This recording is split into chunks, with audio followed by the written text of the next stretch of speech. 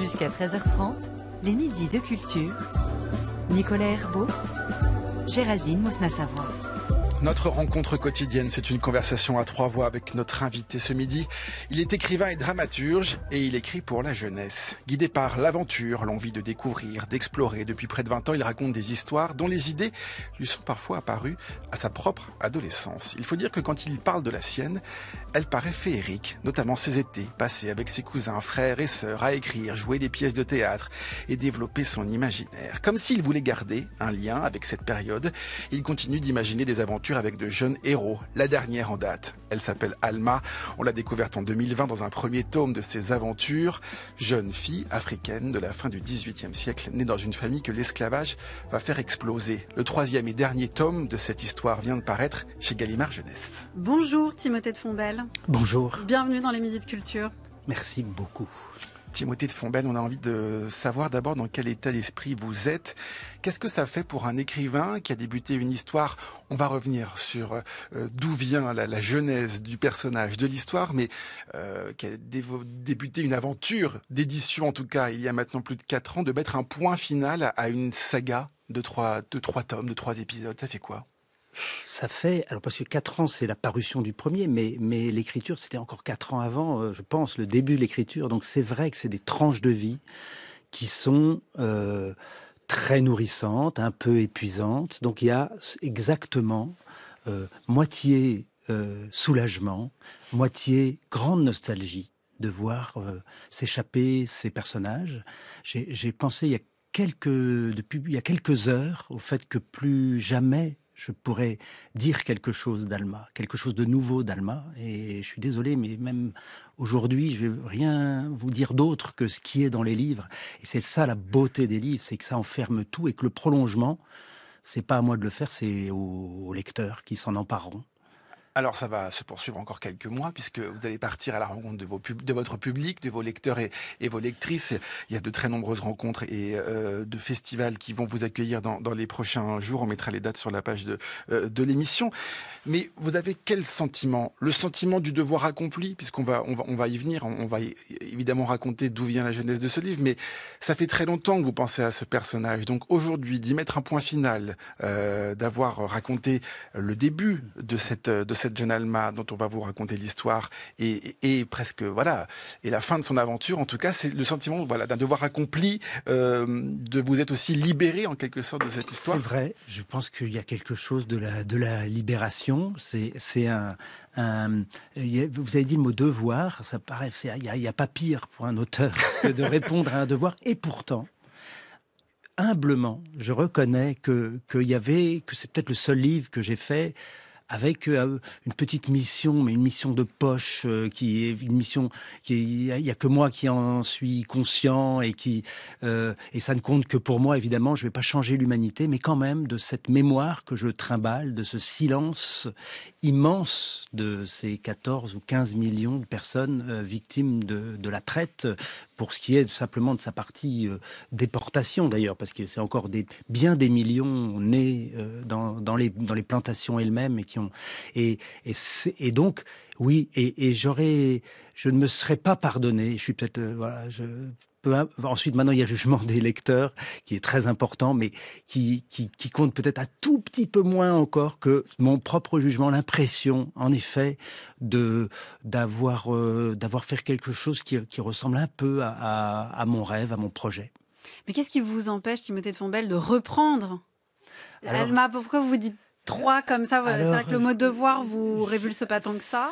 Non, mais c'est quand même, j'ai beau avoir écrit 2 diptyques, une trilogie, et puis c'est à chaque fois un livre coupé en 2, coupé en 3. Je suis un faux feuilletoniste, c'est-à-dire je ne peux pas rajouter des saisons. J'écris, je coupe en volume, non pas pour vendre du papier, mais pour faire des promesses déraisonnables dans le premier tome, que je serais obligé de tenir un jour. Et je sais que si j'écrivais en un seul morceau, je serais beaucoup plus sage. Et je ferais des promesses dont je suis sûr que je peux les tenir. Et là, voilà, promettre un peu trop et espérer davantage. Voilà un peu ma petite maxime. Ça veut dire parfois, Timothée de Fombelle, vous vous mettez en danger. Par exemple, dans le premier tome, il y a des choses que vous ne saviez peut-être pas au fur et à mesure de l'écriture, comment vous alliez les résoudre plus tard. Ouais, des sortes de règles du jeu. Mais alors là, c'est de la cuisine qui ne se dit pas. Mais là, on est entre nous, je peux le dire. C'est l'avantage de la rencontre.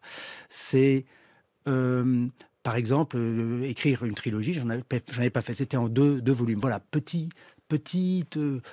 pari. Écrire au présent de l'indicatif, quelque chose que j'avais jamais fait, mais on parlait du XVIIIe siècle. Il fallait que je dépoussière ça. Je savais que j'allais faire des trop jolies phrases qui allaient mettre à distance ce que je décrivais. Elle entra avec sa robe qui traînait derrière elle. Le passé simple, tout de suite, tout est loin. Tout est désuet, tout est verni. Donc le présent. Ensuite, il y avait la chronologie. Je suis quelqu'un qui écrit dans le désordre absolu les histoires, et pourtant mes lecteurs me reconstruisent le château de cartes. Je sais pas très bien comment ils font, mais même les très jeunes lecteurs arrivent à remettre dans l'ordre.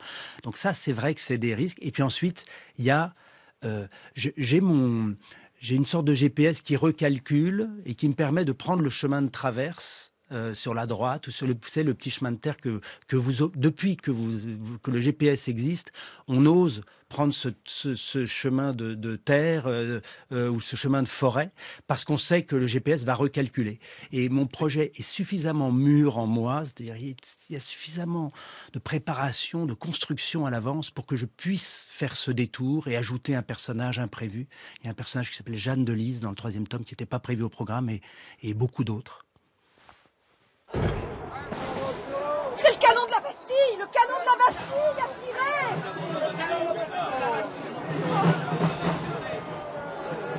Et on n'a pas le temps de s'ennuyer! Qu'est-ce que c'est que ces tambours, là? Ce sont les gardes françaises. Ils viennent prêter renfort aux défenseurs de la Bastille. Ah, nous sommes perdus! Ils sont nombreux! Ils ont des canons! On a cru vraiment qu'on était perdus.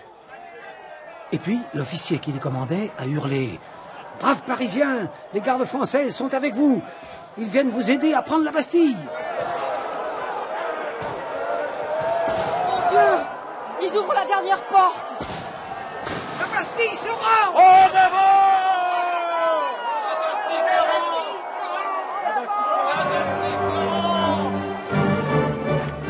Une reconstitution audio de la prise de la Bastille, Timothée de Fombelle, pour se mettre dans le contexte, dans l'ambiance aussi, extrait de la Tribune de l'Histoire du 15 juillet 1989 à l'occasion sur France Inter du bicentenaire donc du 14 juillet 1789. C'est le contexte donc de ce 3e tome, Alma, la liberté. Tome qui nous emmène donc dans cette période de bouillonnement, de soulèvement, et qui nous emmène pas nous, mais les 2 personnages principaux qui sont donc Alma et Joseph. Chacun poursuit son but dans ce 3e tome. Alma tente de retrouver toujours son petit frère, et Joseph, lui, est obsédé par le trésor, et il est donc toujours sur sa trace de ce trésor. Parlez-nous d'abord d'Alma, ce personnage qui réunit tout le monde, qui est donc le fil de vie entre ces 3 tomes de toute cette histoire. 3e tome qui s'appelle La Liberté. Son prénom signifie marqué au fer rouge de la liberté. Ça veut dire que ce personnage-là, c'est d'abord lui qui guide l'écriture, le récit de cette aventure?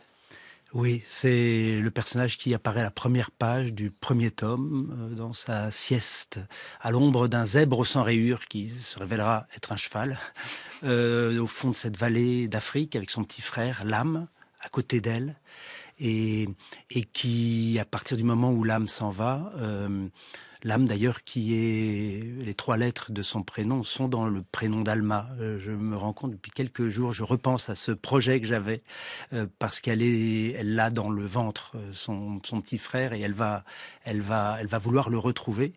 Et c'est le personnage, c'est mes yeux dans cette histoire. C'est-à-dire, je suis comme dans un jeu vidéo en 3D, à me promener avec elle, à sa hauteur qui change, parce la première page, elle a 13 ans, mais les dernières, elle en a 8 au moins de plus, ou presque une dizaine de plus même à la toute fin. Donc, j'ai à chaque fois besoin, d'ailleurs je le mets en tête de chaque livre. Le premier s'appelait Premier roman, vous avez dit, il y a presque 20 ans, ça me terrifie, mais je crois que c'est vrai. Ça s'appelait Toby Lollness. 2006. Le deuxième, Van Gogh, Perle, Rosalie. Chaque nom, finalement, je mets.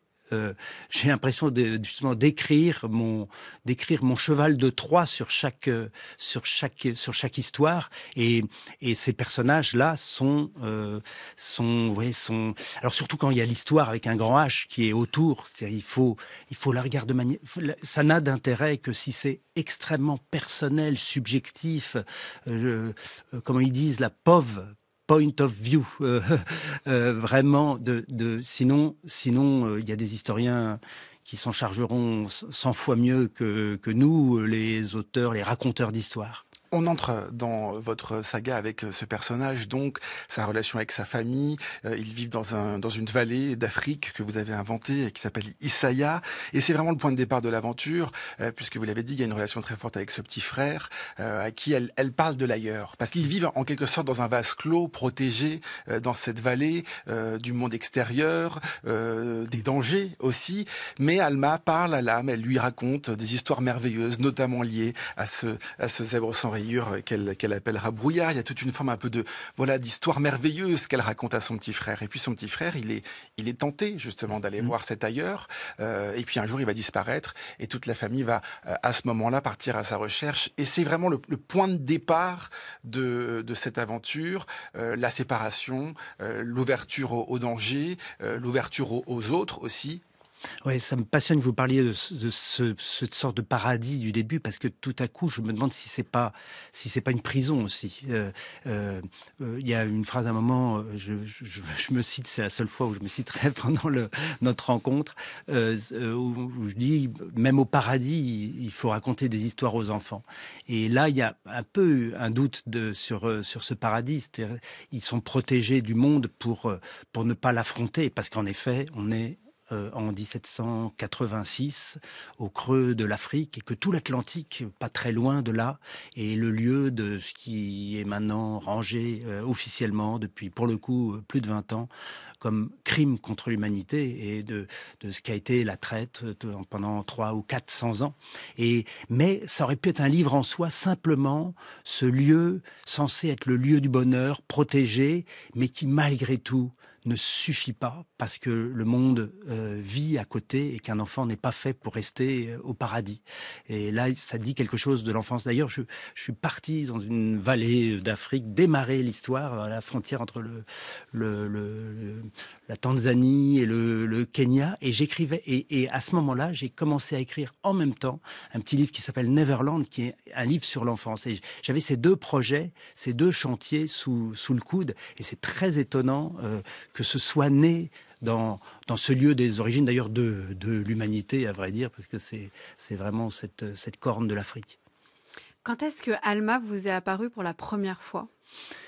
Elle m'est apparue sur une plage blanche, le long d'une forteresse blanche, au Ghana, dans l'ancienne Côte de l'Or, qui s'appelait déjà Ghana quand j'y suis allé, puis j'avais 13 ans, mais on est au XXe siècle, mais pas au-delà, 1986. Tiens, je ne peux pas réaliser que c'était exactement 200 ans après le début de l'histoire d'Alma.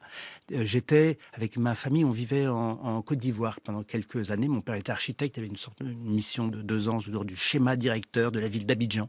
Et on était partis pendant les premières vacances, à la petite saison des pluies, à la Toussaint, comme on dit chez nous. On était partis vers le Ghana, et à la rencontre de ces lieux, ces forteresses blanches, Elmina, Chama, et des dizaines, elles sont des dizaines, ces forteresses françaises, anglaises, portugaises, espagnoles, voilà, c'est un peu impressionnant, hollandaises. Tout le monde s'est mis à cette traite, et c'est là que les captifs faits dans toute l'Afrique étaient triés, étaient parqués, le temps que les navires viennent les charger pour partir de l'autre côté de l'Atlantique vers les Caraïbes et toute l'Amérique du Sud au nord. Et j'ai découvert ces lieux qui étaient complètement à l'abandon. Il n'y avait pas encore les pèlerinages qu'on commence à voir, qu'on voit beaucoup maintenant. Depuis, il y a Obama qui a été un des pionniers de ces. Donc, ils étaient complètement à abandonner ces lieux de la traite, qui sont pas les lieux tout à fait du début de la traite, ça commençait bien à l'intérieur des terres, à des semaines ou à des mois de là, dans toute l'Afrique toute l'Afrique de l'Ouest, mais à vrai dire aussi de l'Est. Et donc ce lieu, je l'ai découvert, mais comme un enfant de 13 ans, à l'âge d'Alma d'ailleurs, à l'âge de mes lecteurs, pour certains d'ailleurs aussi, et j'ai découvert ces canons rouillés, ces forteresses blanches, un vieux gardien, et j'ai eu le choc de la découverte à la fois du lieu de mémoire et de cette mémoire, parce que on peut avoir 13 ans et n'avoir pas rencontré le thème de l'esclavage dans sa vie, même en vivant en Afrique, même en ayant suivi une scolarité normale. C'était très impressionnant j'ai tout découvert d'un coup, et comme j'écrivais dans mon coin, le lendemain, couché sur mon lit de ma maison des bords de la lagune d'Abidjan, j'ai commencé à écrire une histoire dont j'ai pas la trace. J'aimerais bien savoir. Je pense pas qu'elle s'appelait Alma, je sais pas. Mais et puis qui a jamais abouti parce que j'arrivais à écrire que du théâtre et que cette histoire est difficile à raconter au théâtre. Et vous vous dites, un jour, je raconterai cette histoire. Alma est devenue, en tout cas ce personnage-là, une forme d'obsession durant toutes ces années. Ouais, j'ai eu la chance de ne pas en faire mon premier roman, qui pourtant dans tous mes romans, il y a Toby Lolnez, son premier roman, les Pelés, une population réduite en esclavage dans un cratère par l'affreux Joe Milch, population qui vit dans les herbes au pied de l'arbre. Ensuite Van Gogh, le livre de Père, on est dans l'entre-deux-guerres, il y a des thèmes autour des totalitarismes, et je sais que j'attendais le moment pour l'écrire. J'attendais le premier réflexe quand j'ai voulu présenter le livre la première fois, le premier tome, j'avais fait une toute petite vidéo dans mon coin qui est peut-être possible à pirater sur Internet, où je disais devant une sorte de mur derrière lequel je projetais la mer avec un trou, et voilà, je disais. J'écris les livres qui me manquent, les livres que je cherche dans les librairies, les bibliothèques. J'écris et en fait tous mes livres viennent de là. J'écris les livres que je voudrais trouver. Et là, il m'a manqué longtemps, très longtemps, et c'est ça qui m'a donné l'énergie de le raconter. C'est un sujet évidemment qui n'est pas facile, même à raconter à un lecteur jeune. Comment est-ce que vous faites pour trouver cet équilibre entre rester dans le romanesque, c'est-à-dire cette aventure d'Alma qui part à la recherche de son frère. On a parlé de Joseph aussi, qui lui est à la recherche d'un trésor. Des histoires qui peuvent paraître effectivement communes, qu'on a déjà raconté, des histoires qui sont de ce type-là, et de ne pas édulcorer en même temps tout cet aspect justement historique et presque pédagogique nécessaire sur ce sujet-là. Vous résumez mes dernières années. C'est vraiment un tissage, un tricot très très délicat parce que je parle d'une mémoire absolument monstrueuse dans son ampleur, dans sa gravité, dans sa dureté. J'en parle en voulant aussi embarquer les jeunes lecteurs, même si vraiment je pense à chaque instant aux très vieux lecteurs en même temps qui veulent entendre, qui veulent s'asseoir près de la cheminée et entendre cette histoire. Mais ce fil-là du tragique a tissé avec celui, et c'est peut-être pour ça que vous avez parlé de la chasse au trésor de Joseph. Alors là, c'est vraiment de la grosse ficelle dont j'avais besoin pour ne pas embarquer que les convaincus, pour ne pas raconter cette histoire à ceux qui l'ont déjà entendue, et pour embarquer ceux qui ont lu Capitaine Rosalie ou Céleste ma planète, mes histoires précédentes, et qui me donnent le crédit de quelques pages pour me dire vraiment tout sauf lire quelque chose autour de cette horreur, de cet Atlantique qui était un lieu de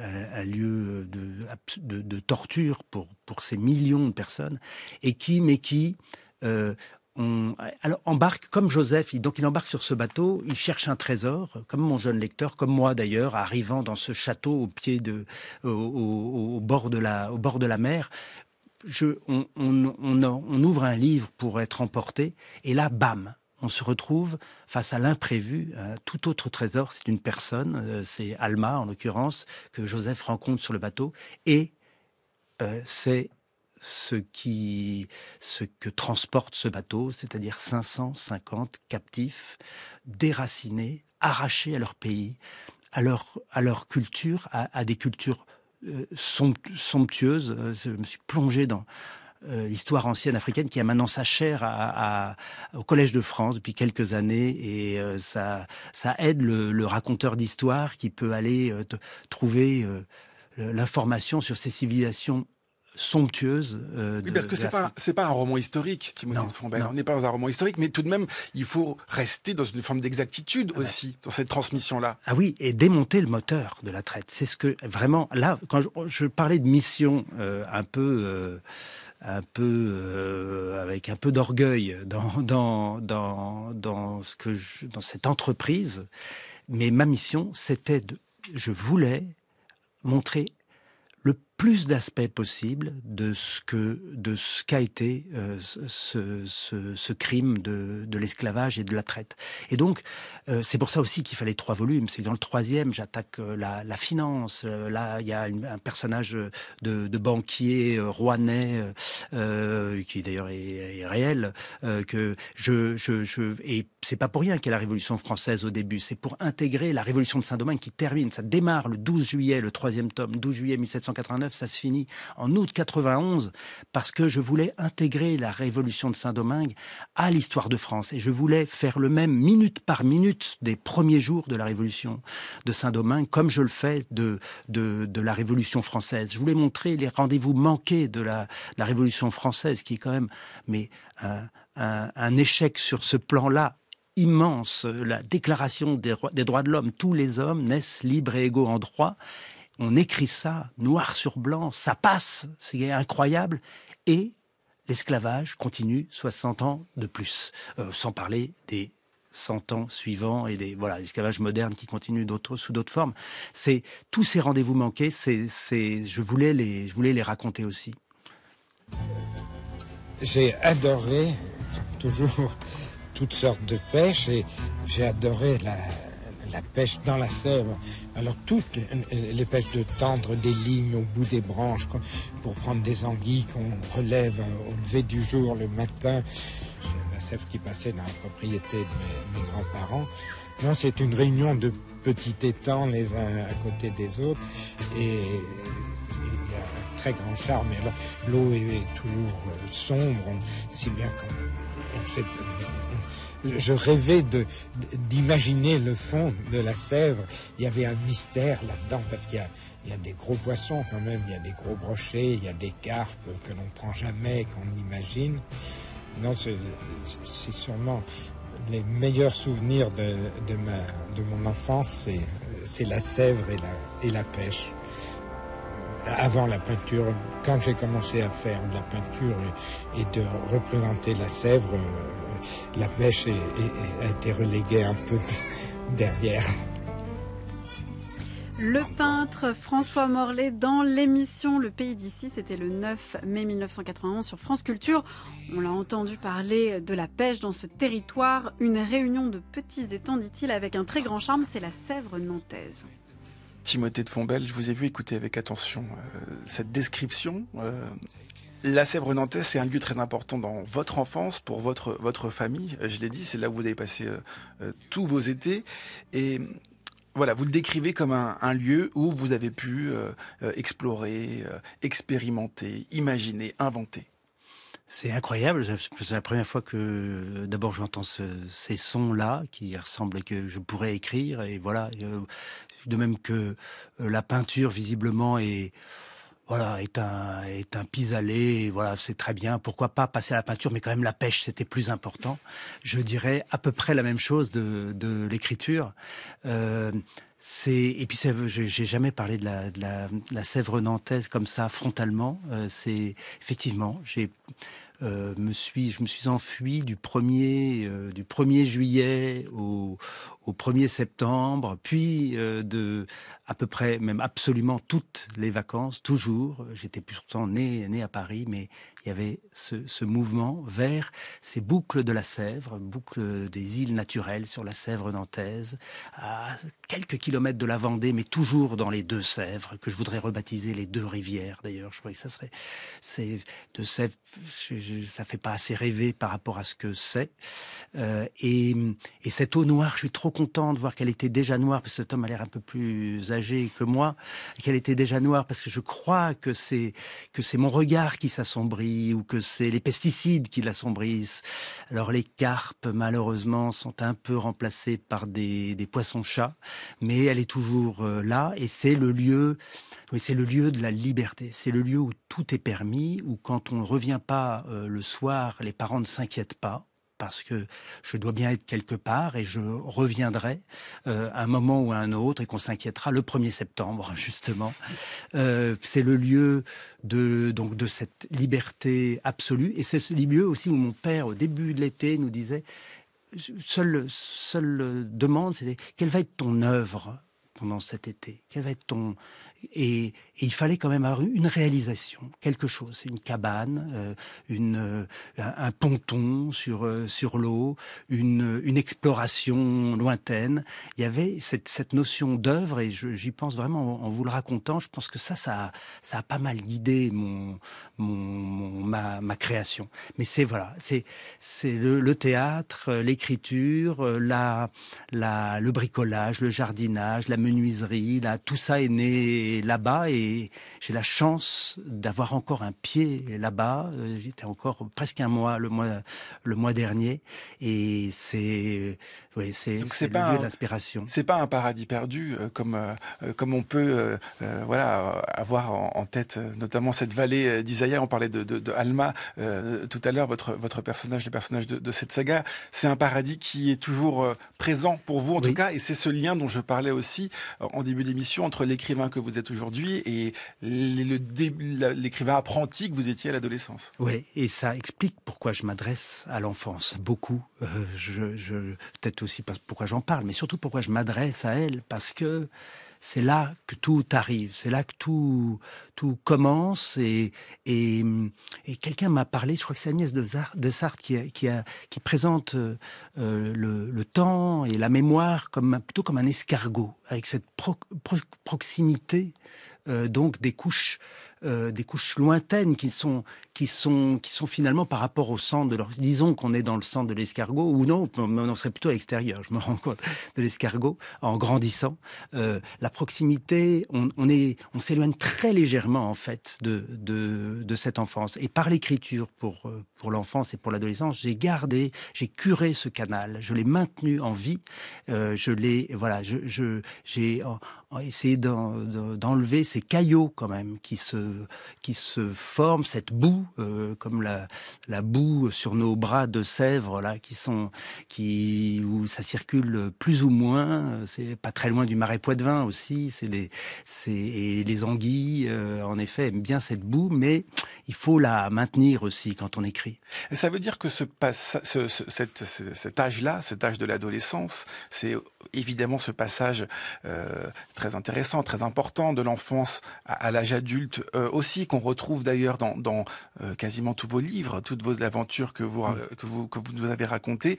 Je pense notamment, et vous l'avez cité, à Toby Lelness. Là aussi, on est dans cet adolescent qui va apprendre, qui va grandir. Van Gogh, c'était aussi la même chose. C'est-à-dire qu'il y a toujours cette quête qui est importante pour vos personnages, ces récits initiatiques. Oui, c'est la quête d'un côté, c'est-à-dire l'objectif qui est devant. Toby s'est retrouvé ses parents. D'ailleurs, je me rends compte, je parlais des grosses ficelles. Elles sont là.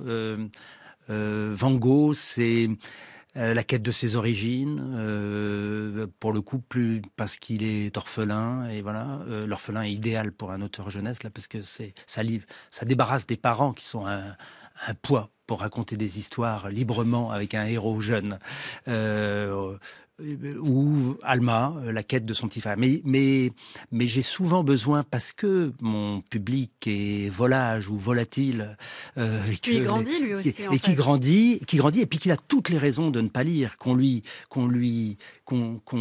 dit à longueur de journée de ne pas lire. Enfin, les mots continuent à dire lis, mais en fait le monde lui dit de ne pas lire. Et donc, comme il n'est pas captif, comme le lecteur qui veut avoir lu pour en parler, il veut juste dans le présent, et ça pousse à utiliser toutes les armes de la littérature,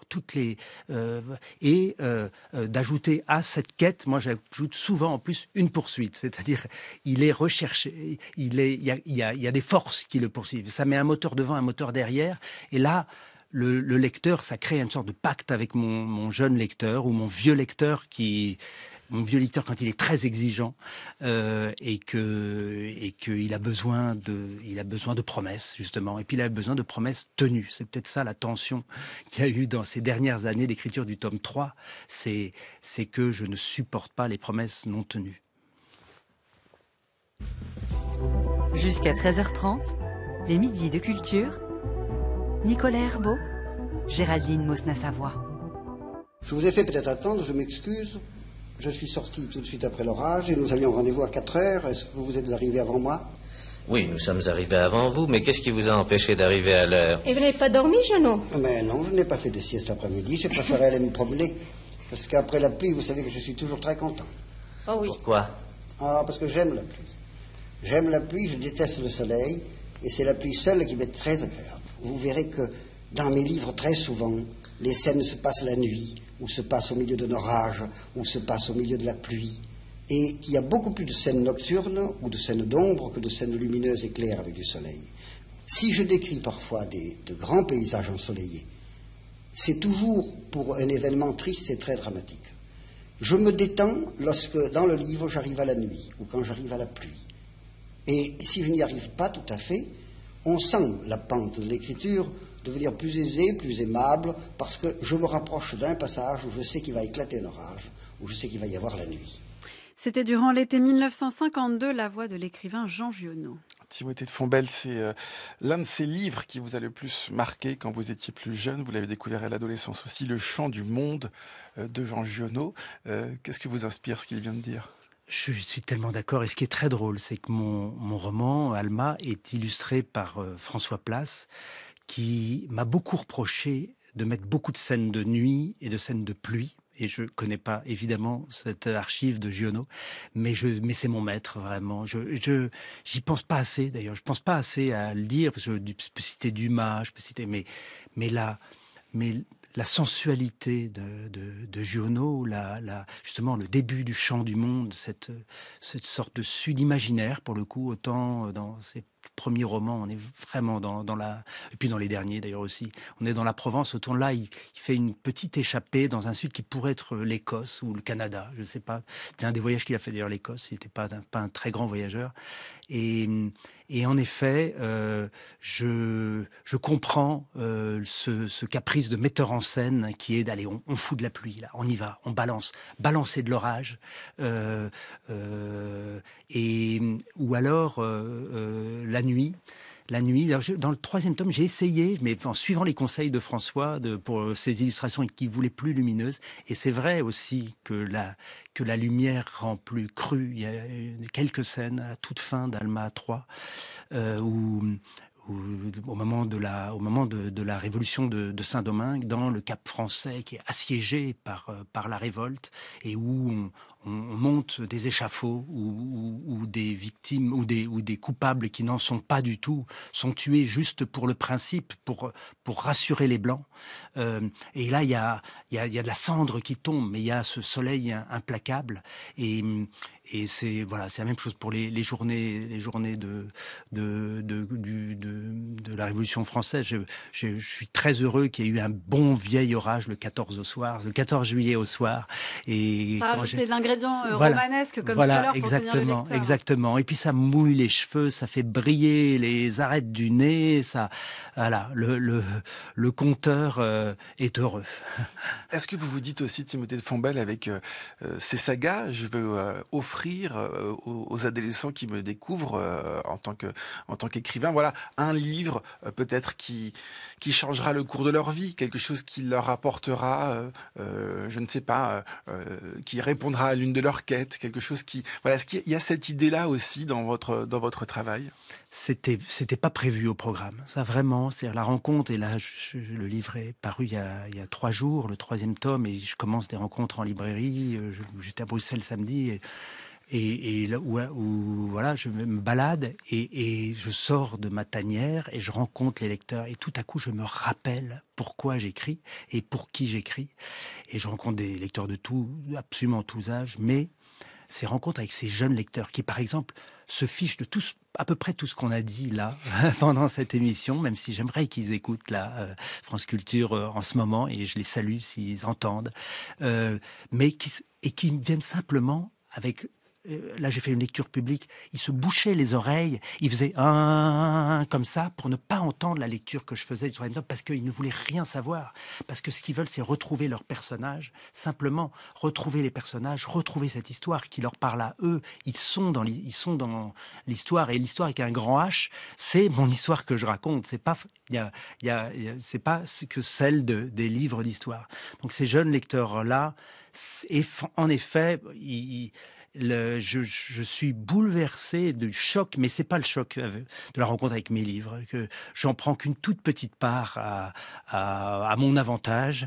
La plus grande part, c'est le choc de la découverte de la littérature, quelle qu'elle soit.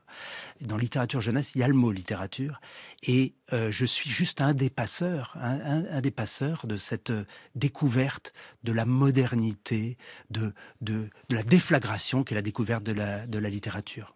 Et vous serez à Bordeaux, à Montmorillon, au Havre, à Saintes, à Nancy, à Strasbourg pour présenter votre livre, ce dernier et 3e tome de votre série Alma, disponible chez Gallimard Jeunesse.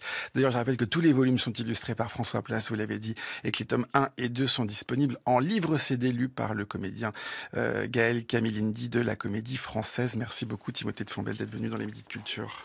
Pour finir, nous avons choisi 2 chansons, l'une chantée par une chanteuse qui s'appelle Alma et l'autre qui parle d'une personne prénommée Alma. Laquelle souhaitez-vous écouter? La chanteuse ou le personnage de la chanson? Allez, le personnage de la chanson.